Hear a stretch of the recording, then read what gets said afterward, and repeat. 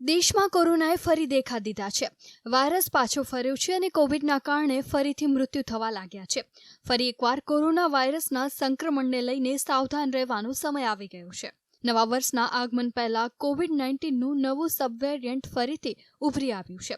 ભારતમાં તેનો પહેલો કેસ કેરળમાં સામે આવ્યો છે। 8 ડિસેમ્બરે તિરુવનંતપુરમ જિલ્લાના કારાકુલમમાંથી આરટી-પીસીઆર પોઝિટિવ સેમ્પલમાં સબવેરિયન્ટ મળી આવ્યું હતું। આ સાથે જ કોરોનાથી પીડિત 2 દર્દીઓના મોતના સમાચાર પણ સામે આવી રહ્યા છે, જે ખરેખર ચિંતા ઉપજાવે તેવા છે। છેલ્લા 24 કલાકમાં કોરોનાના 335 નવા કેસ સામે આવ્યા છે। આ સાથે જ દેશમાં એક્ટિવ કેસોની સંખ્યા 1700ને પાર પહોંચી ગઈ છે, જો કે રિકવરી દર 98.91% છે। કેન્દ્રીય આરોગ્ય મંત્રાલય દ્વારા જારી કરાયેલા નિર્દેશો અનુસાર કેરળમાં નવા સબવેરિયન્ટ JN1ના 2 કેસ નોંધાયા છે। કોવિડ-19 JN1નું નવું સ્વરૂપ સામે આવ્યું છે। US Centers for Disease Control અને પ્રિવેન્શન અનુસાર નવું કોવિડ વેરિયન્ટ BA.2.86નું નવું વંશજ છે, જેને પિરોલા પણ કહેવાય છે, જે ઓમિક્રોનમાંથી આવે છે।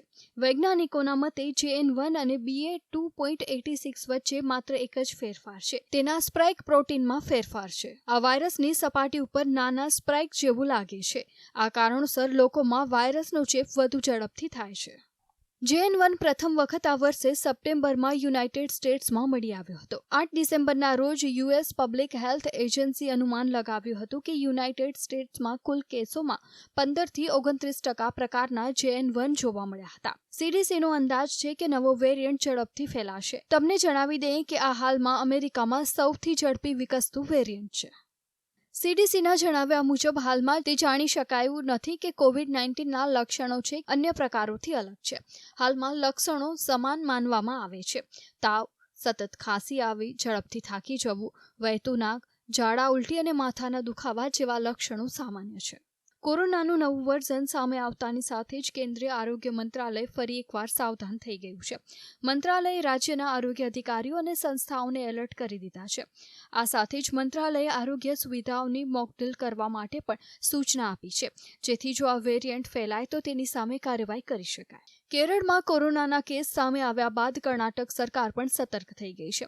આ સંદર્ભે રાજ્યના આરોગ્ય મંત્રી દિનેશ ગુંડુરાવે પણ ઇમરજન્સી બેઠક યોજી છે, જેમાં તેમણે અધિકારીઓને તમામ પરિસ્થિતિનો સામનો કરવા માટે તૈયાર રહેવા જણાવ્યું છે। આ સાથે જ તેમણે માસ્ક, ઓક્સિજન સિલિન્ડર, દવાઓ સહિત અન્ય તમામ જરૂરી ચીજવસ્તુઓનો સંગ્રહ કરવાનો આદેશ આપ્યો છે, જેથી વિકટ સંજોગોમાં તેમની કોઈ કમી ન રહે। આ સાથે જ તેમણે સ્પષ્ટ કર્યું છે કે કેરળ સાથેની સરહદ હજુ બંધ કરવામાં આવશે નહીં। સ્વાસ્થ્ય મંત્રીએ લોકોને અપીલ કરી છે કે અત્યારે આનાથી ગભરાવાની જરૂર નથી, પરંતુ દરેક વ્યક્તિએ ખૂબ જ કાળજી રાખવાની જરૂર છે। Bureau report GSTV।